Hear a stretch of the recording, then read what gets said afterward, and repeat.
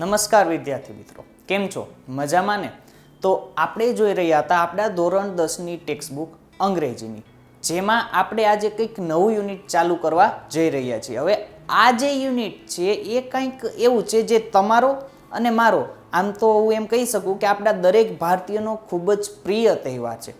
અને આ જે પ્રિય તહેવારમાં આપણે જે રીતના સેલિબ્રેશન કરીએ છીએ, તો એ સેલિબ્રેશનમાં આપણે કઈ વસ્તુનો યુઝ કરીએ છીએ ને એ વસ્તુમાં શું હોય છે, કઈ એવી ટેકનિક છે, વગેરે વગેરે જેવું આમાં કંઈક જાણવા મળવાનું છે. તો તમને એમ થશે કે સર કયા તહેવારની વાત કરી રહ્યા છો તમે? તો આ ઇમેજ જોવો જોઈએ. આ ઇમેજ જોઈને તમને કંઈક ખ્યાલ આવતો હશે કે આ કયા તહેવારની વાત ચાલે છે. હા, સરસ, દિવાળી. હવે આ જે દિવાળીનો તહેવાર છે એમાં તમે ને હું આપણે દરેક ફટાકડા ફોડીએ છીએ ને.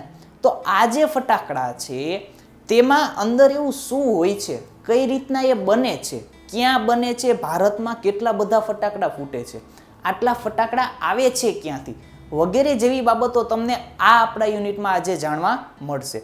હવે આ જે યુનિટ છે આપણું, એનું નામ છે playing with fire. Playing with fire, play એટલે રમવું થાય અને વિથ ફાયર એટલે કે આગની સાથે રમવાની અહીંયા વાત ચાલે છે. આમ પણ તમે ફટાકડા સાથે રમતા હો એટલે હકીકતે તો આપણે એમ જ કહીએ શકીએ ને કે આપણે આગ સાથે રમત ચાલુ છે અત્યારે.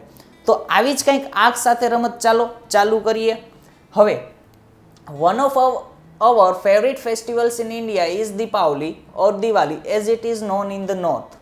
હવે આપણો જે ઘણા બધા મુખ્ય પ્રિય તહેવારો હોય છે, પણ એમાંનો જે એટલે કે દીપાવલી અથવા તો જે નોર્થમાં કેના તરીકે સૌથી વધુ પ્રખ્યાત છે ને વધારે જાણવામાં આવે છે એ દિવાળી તરીકે. There is nothing to match the excitement when crackers go off in the night sky with a loud bang and a brilliant shower of colors. હવે અહીંયા જો એવું એકેય એક્સાઇટમેન્ટ નથી, એવું એકેય રોમાંચ નથી કે જેમાં તમને આના જેવી મજા આવે. કેના જેવી મજા આવે? તો કે જ્યારે ક્રેકર્સ એટલે શું થશે?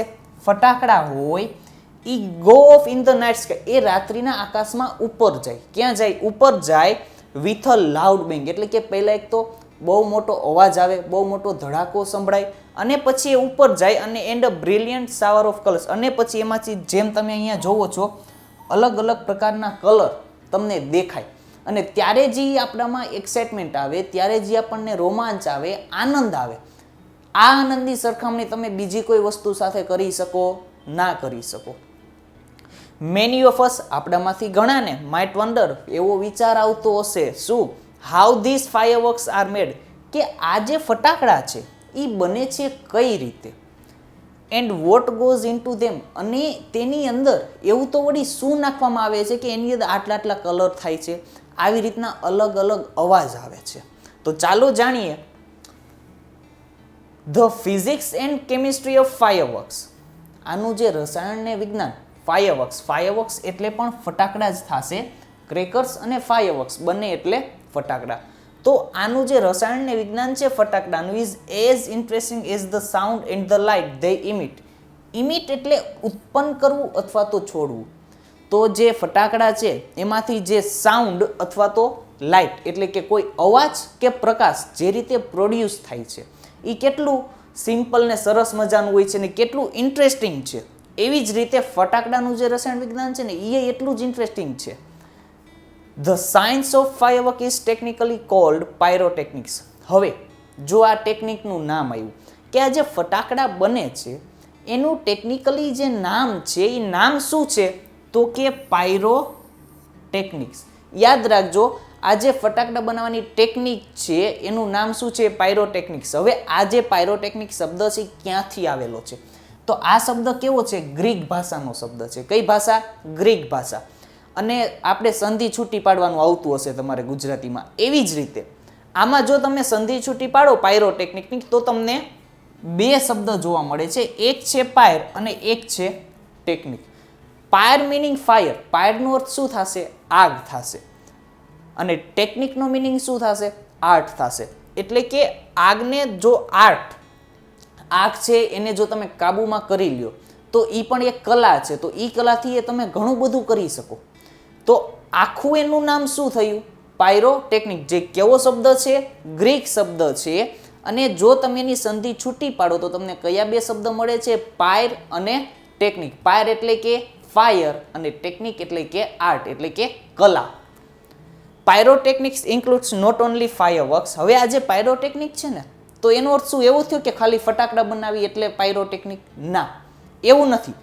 પાયરોટેકનિકમાં ખાલી ફટાકડાનો જ સમાવેશ નથી થતો, બટ પણ also wall range of devices that use similar materials and principles.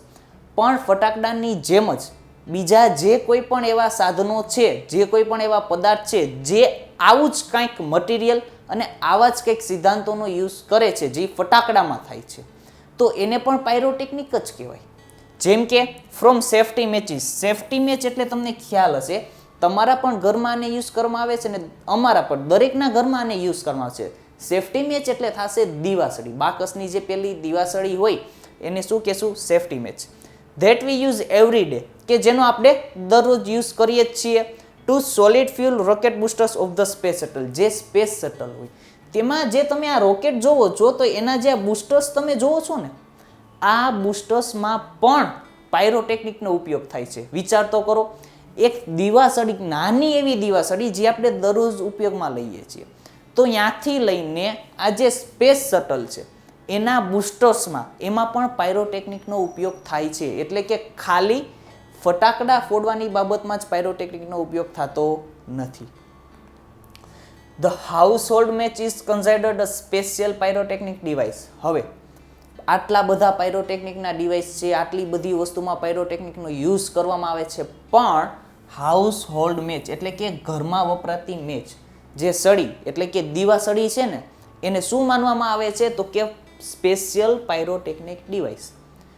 તમે જે ઘરમાં દીવાસળીનો ઉપયોગ કરો છો એ પાયરોટેકનિકનું એક સ્પેશિયલ ડિવાઇસ છે, ખાસ સાધન છે પાયરોટેકનિકનું. હવે દીવાસળીને શું કામ આવું કીધું? ચાલો જોઈએ. As all the pyrotechnic effects. શું કામ? તો કે પાયરોટેકનિકની જેટલી પણ અસર હોય, જેટલી પણ ઇફેક્ટ હોય, એ બધી દીવાસળીમાં જોવા મળે છે. કેમ?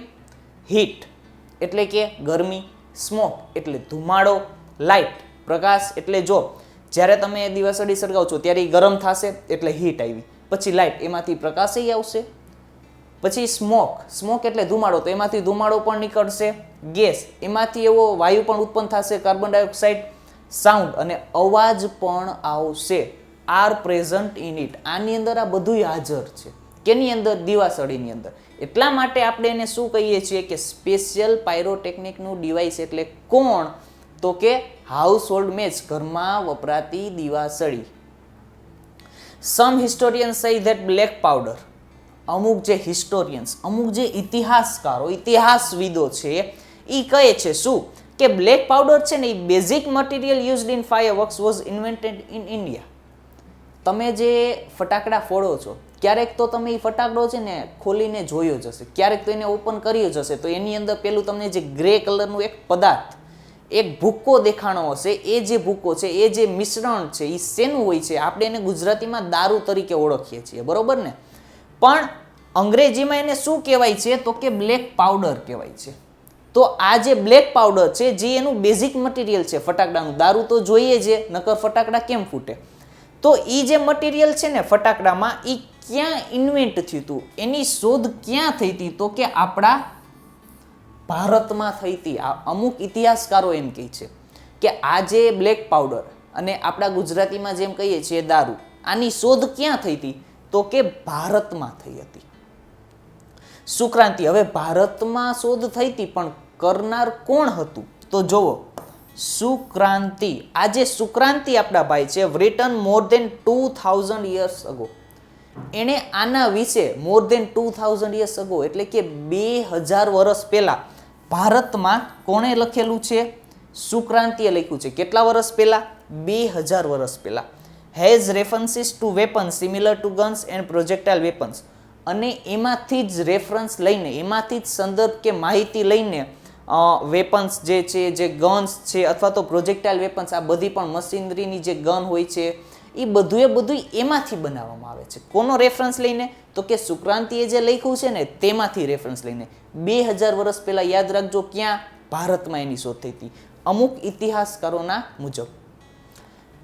એના પછી શું કહે છે? However the Chinese are generally considered the pioneers of pyrotechnics. છતાં પણ જોવો, કોને આ જે પાયરોટેકનિક છે એના ઘડવૈયા એને શોધનારા કોને માનવામાં આવે છે? તો કે ચાઇનીઝને માનવામાં આવે છે.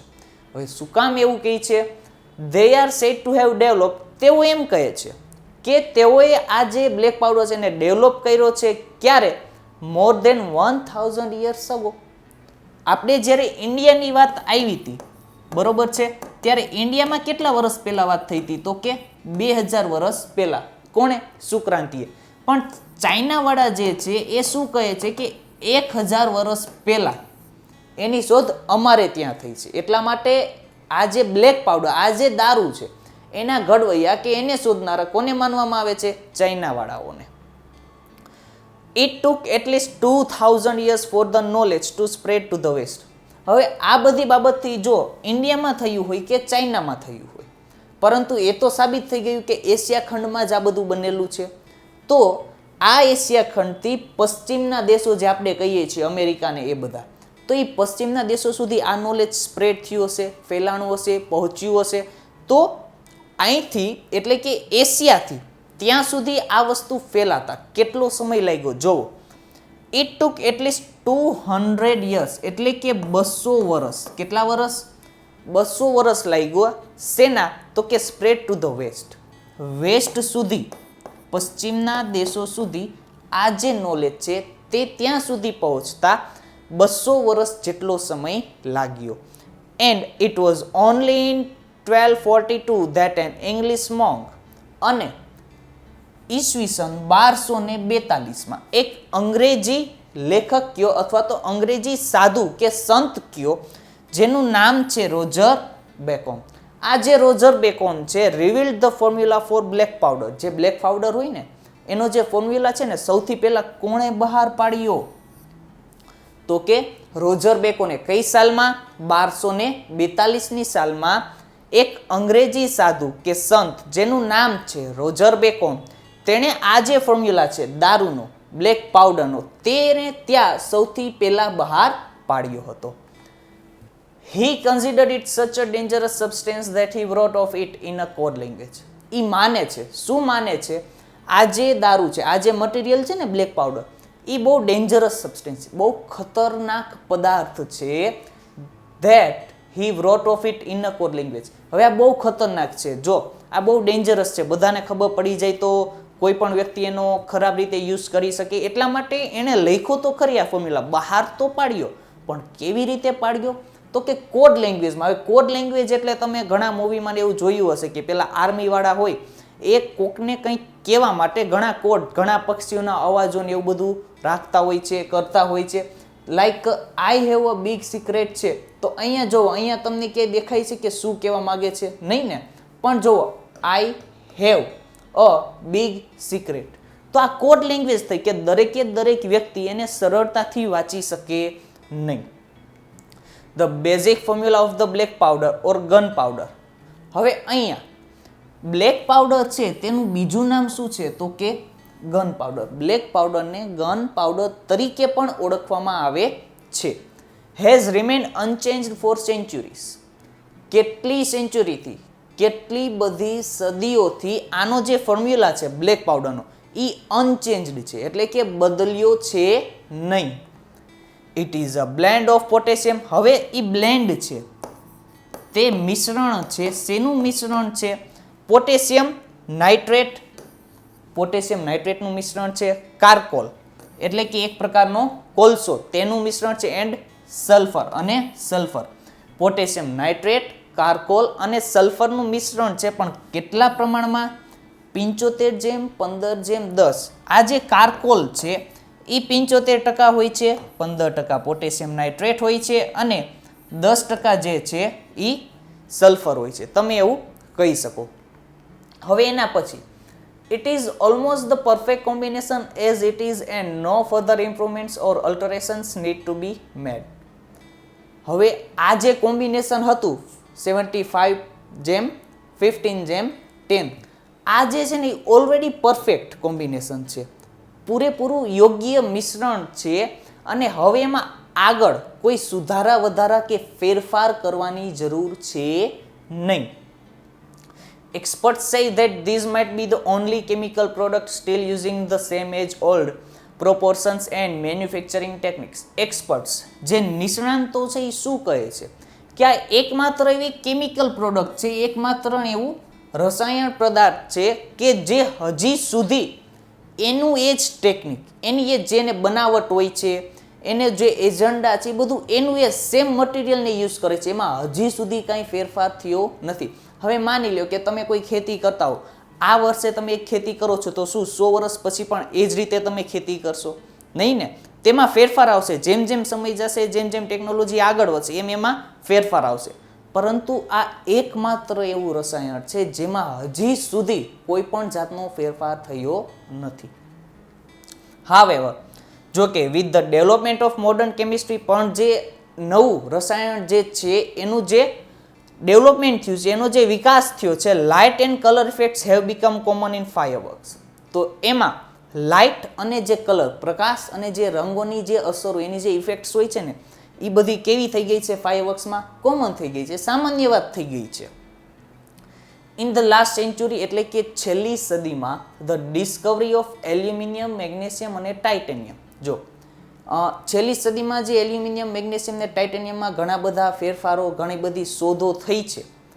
તો એમાં શું કંઈક નવી શોધ એવી થઈ છે, which burn at high temperatures emitting bright light. Emit એટલે મેં તમને પહેલા જ આપણે આવી ગયું હતું, શું કીધું હતું કે ઉત્પન્ન કરવું અથવા છોડવું.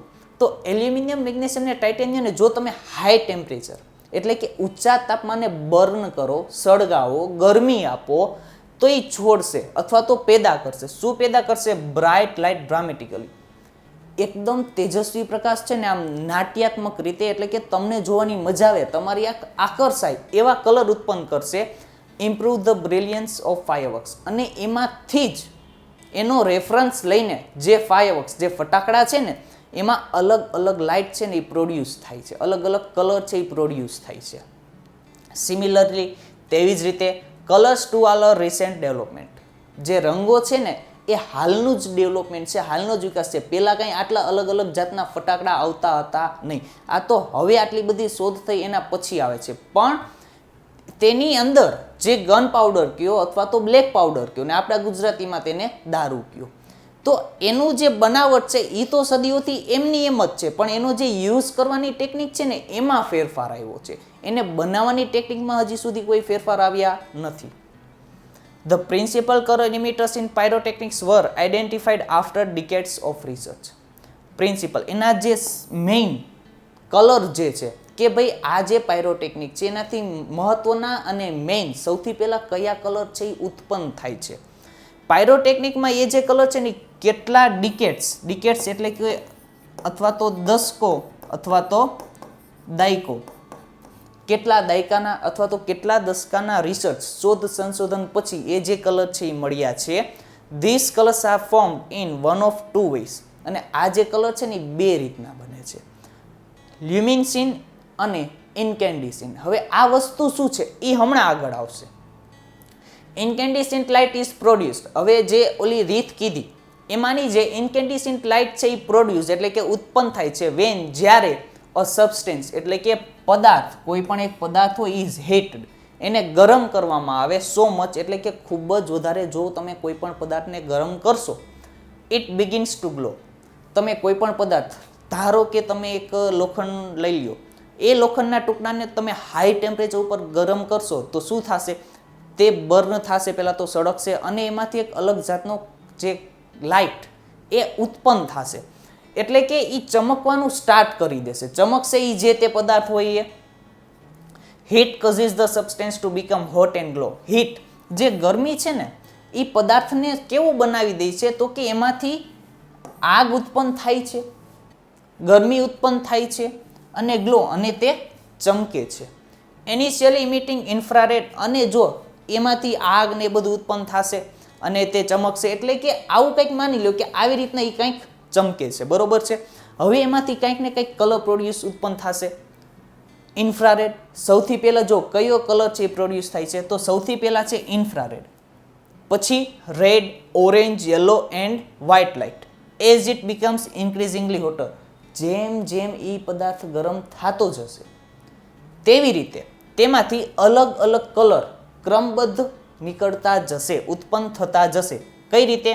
પહેલા ઇન્ફ્રારેડ, પછી રેડ, પછી ઓરેન્જ, પછી યલો અને પછી white. When the temperature of a firework is control, જ્યારે આ જે ફટાકડા હોય એનું જે ટેમ્પરેચર છે એને કંટ્રોલ કરી લેવામાં આવે, the glow of its metallic substances, એટલે કે જે ચળકાટ હોય છે, જે ચમકતો હોય છે એ પદાર્થ, can be manipulated to be a desired colour at the proper time. તો તેને યોગ્ય સમયે તમારો જે ડિઝાયર્ડ કલર, તમે જે ઈચ્છતા હો કે ભાઈ મારે આ ફટાકડામાંથી આ પ્રકારનો કલર ઉત્પન્ન કરવો છે, એ કલર તમે એમાંથી ઉત્પન્ન કરી શકો છો. પણ ક્યારે? જ્યારે તમે એનું જે ટેમ્પરેચર છે કંટ્રોલ કરી શકો ત્યારે. જેમ કે મેં કીધું કે જેમ જેમ ઈ ગરમ થતો જશે એવી રીતે ક્રમબદ્ધ આ બધા પ્રકારના કલર છે તેમાંથી ઉત્પન્ન થશે. એટલે જેમ જેમ આ બધા પ્રકારના કલર છે ઉત્પન્ન થતા જશે એમ એમ તમે એને મેનિપ્યુલેટ કરીને આપણે તમારે ચિત્રકલામાં એકવાર તમે ક્યારેક કદાચ જોયેલું હોય તો તેનું જે પુઠ્ઠું છે, એનું જે કવર છે એમાં તમે જોયું હશે કે આ ટાઈપના છે ને કંઈક કલરના મિશ્રણ તમે જોયા હશે. એટલે હકીકતે તો RGB, રેડ, ગ્રીન, બ્લુ, આ બધા કલરના કોમ્બિનેશનથી બીજા બધા કલર બને છે. તો તેવી જ રીતે માની લ્યો કે કોઈ પણ આ બે કલર છે રેડ અને ઓરેન્જ, એનો યુઝ કરીને હું કોઈ નવો કલર પ્રોડ્યુસ કરી શકું. પણ ક્યારે? જો એનું ટેમ્પરેચર છે હું કંટ્રોલ કરી શકું ત્યારે. તો આજે આપણે આ આપણો જે લેક્ચર છે તેમાં જોયું કે આ જે ફટાકડા છે તેની અંદરનું મટીરિયલ છે તેને કહેવાય છે શું, એની શોધ ક્યાંથી થઈ છે, એ રિસર્ચ ક્યાંથી થયું છે, એમાં જો કંઈ ફેરફાર આવ્યા છે કે નથી આવ્યા, તેની અંદર કયા પ્રકારના પદાર્થો હોય છે, તેનું મિશ્રણ છે એ કેટલા પ્રમાણમાં હોય છે.